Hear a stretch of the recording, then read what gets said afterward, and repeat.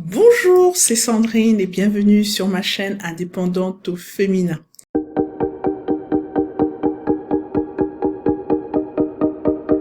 Alors, pour ceux qui ne savent pas, j'ai une société de conciergerie dans laquelle je propose des prestations de ménage et de linge et la gestion complète des logements. Donc, l'idée de la vidéo est de partager une expérience non pas dans la conciergerie mais dans l'immobilier. Alors, le sujet de la vidéo d'aujourd'hui est « Le temps arrange tout dans l'immobilier ». Est-ce que vous êtes d'accord ? Bon, alors quand je dis « Le temps arrange tout dans l'immobilier », laissez-moi vous raconter une histoire, mon histoire.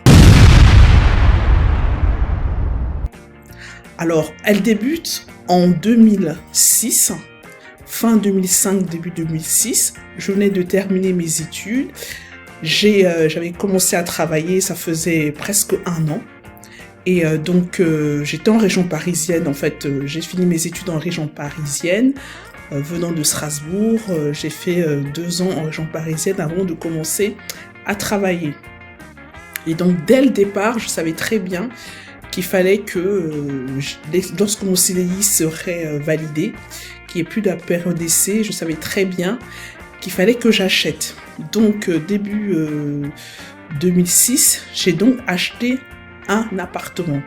Alors, l'appartement se trouvait, pour ceux qui le savent, en région parisienne, la commune de Pierrefitte-sur-Seine. Et je l'avais acheté à 120 000 € en début 2006. Et donc, c'était un F3, 2 chambres, un salon de 63 mètres carrés. Alors, j'ai acheté, la banque m'a suivi, pas de problème. J'avais un crédit de 600 €, donc très bien. Donc, et avec les assurances, je montais à 620 € tout compris. Voilà. Donc, avec un salaire de 2000 €, un crédit de 600 €, donc c'est parfait, très bien. Seul et tout, donc parfait. Sauf que c'est là l'importance de connaître l'endroit où on achète. C'est vrai que à l'époque, je connaissais pas bien la région parisienne et quand je regardais les prix, c'était plus en 93 que je trouvais des logements plus abordables. Et donc voilà, je suis tombée sur ce logement à Pierrefitte-sur-Seine et voilà, ça s'est passé, j'ai acheté. Mais le problème qui s'est posé, c'est que peu de temps après, donc avec celui qui allait devenir mon mari, on voulait s'installer ensemble. Et mais on voulait pas. En fait, voilà, lui connaissait déjà un petit peu mieux la région parisienne et Pierrefitte. Et à chaque fois que je disais Pierrefitte-sur-Seine, tout le monde me regardait. Ça craint, quoi, voilà. Moi étant seule, bon, moi j'avais jamais eu de problème depuis que je vivais là, depuis les 6 mois, 8 mois que je vivais là-bas, j'avais jamais eu de problème. Mais voilà, donc ça avait une très mauvaise réputation, surtout que c'est à côté de la ville de Stein. Et Stein, c'est encore pire. Donc voilà, donc ça a une mauvaise réputation. Et puis, moi j'étais propriétaire, mon époux, enfin celui qui allait devenir mon époux ne l'était pas. Lui aussi venait de trouver son CDI et tout. Et donc, voilà, on s'est dit non, il faudrait qu'on trouve quelque chose ensemble. Donc, on a trouvé une location. Mais maintenant, que faire de mon logement ? Donc, je me dis, ok, pas de problème, je veux le mettre à louer. Mais donc, je fais toujours tout ça toute seule. Hein. Je veux le mettre à louer. Je me suis dit, ouf, faire un contrat de location avec tout ce qu'on entend sur les impayés et tout, je suis pas certaine. Peut-être que je voudrais récupérer mon appartement. Bon, bref, je décide de louer au black. Et deuxième erreur, je loue aux personnes qui vivaient de la Saint-Denis. C'était des Sénégalais. Voilà, c'était des Sénégalais maliens. Donc, vous savez, je suis d'origine camerounaise, voilà, je suis d'africaine, j'ai pas de problème à ce niveau-là. Mais sauf que mes frères sénégalais, quand tu loues un appartement, ils habitent dedans à 10. C'est-à-dire, c'est des personnes qui venaient, en tout cas, je parle dans mon cas, c'était des travailleurs. Eux, tout ce qu'ils voulaient, c'est travailler, dormir, avoir un petit coin où coucher leur tête et tout. Donc voilà, donc le public qui cherche le moins cher, qui prend pas soin et tout quoi. Donc je loue à deux amis, donc ils disent que voilà, 2 amis, je dis ok, bon, chacun aura sa chambre, c'est parfait. Donc sauf que le problème c'est que je me rends compte que ils sont à 10 dans l'appartement et il y a des matelas par terre et tout ça, c'était la galère. Je dis oh là là là là là là, ça c'est chaud, ça va pas aller. Et c'était ric-rac, et le loyer payait tout juste mon crédit et légèrement mes charges, parce que autre problème que j'avais, c'était mes charges de copropriété. J'avais 300 € de charges de copropriété pour un F3 de 63 mètres carrés, ce qui est énorme. C'est d'ailleurs une des raisons pour lesquelles le prix à l'époque était à 120 000, parce que vu les charges de copropriété, voilà, c'est ça qui faisait que le prix soit plus bas. Je me retrouvais avec 300 € de charges de copropriété, le crédit, donc en gros avec 900, je me retrouvais avec des charges de plus de 900 €, 920 € à peu près. Et je couvrais à peine.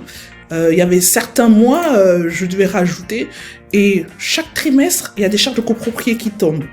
Chaque trimestre. Voilà, donc moi je commençais à paniquer et à me dire oh là là, j'étais pas bien quoi, j'étais pas bien. Et donc n'habitant plus là, avec mon mari, on avait d'autres projets, mais moi je voyais cet appartement là comme un boulet, parce que voilà, j'ai mal acheté. J'avais acheté à 120 000, mais vu les charges de copropriété, j'aurais dû prendre beaucoup moins. J'aurais dû acheter à beaucoup moins. La zone dans laquelle j'ai acheté, honnêtement, Pierrefitte-sur-Seine, sérieux, il y a beaucoup mieux. Et voilà, donc c'était pas bon. Aucun timing n'était bon, quoi. Les locataires, je change contre les Sénégalais pour reprendre des Maliens. Bon, c'est toujours... Ben, en même temps, c'était le public qui venait, quoi. Donc voilà. Mais bon, j'ai fait 2 fois location comme ça. J'ai dit non, ça va plus. Faut que j'arrête. Donc du coup, j'ai décidé de mettre en vente au bout de 3 ans. 3 ans seulement, je mets en vente. Donc clairement, c'est les choses qu'il faut pas faire. 3 ans, vous êtes toujours... Enfin, je veux dire, j'ai payé que des intérêts en réalité. Et voilà, je remets en vente par la même agence. Et donc l'agence, je me suis dit, bon, je remets en vente à la même agence. Il m'a dit, oui, on a un client. Et vous savez qui était le client? Le directeur de l'agence.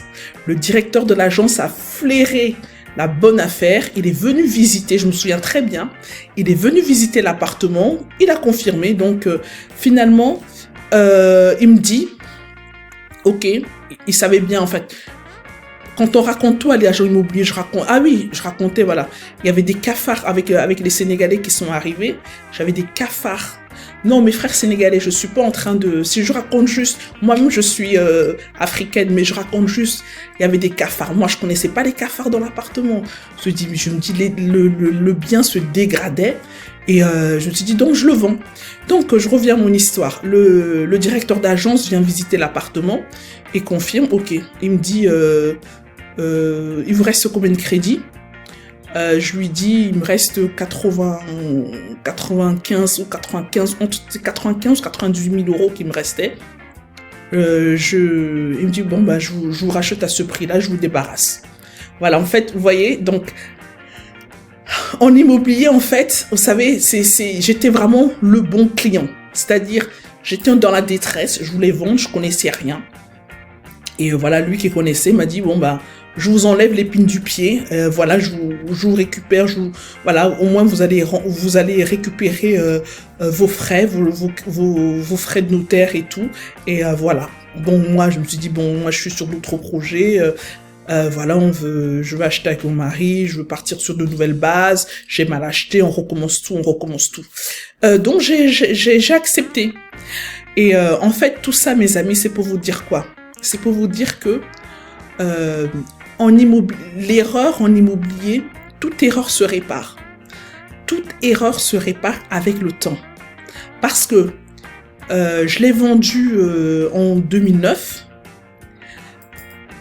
1 an un an et demi, 2 ans après, le même appartement que j'avais acheté à 120 000, c'était l'époque où les prix commençaient à monter.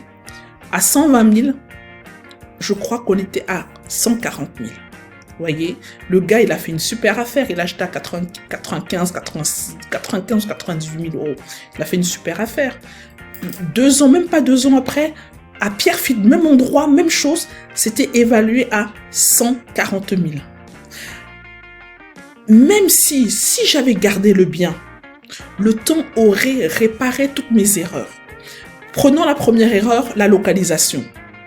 C'est vrai, la pire des erreurs, c'est d'acheter au mauvais endroit. Mais en même temps, dans cet endroit-là, c'était pas le pire des endroits, c'était pas la cité. Vous voyez, il y avait des familles qui vivaient, il y avait des travailleurs qui vivaient. Voilà, moi-même en tant que travailleuse gagnant 2000 euros, j'y vivais, quoi. Je veux dire, c'était pas la zone.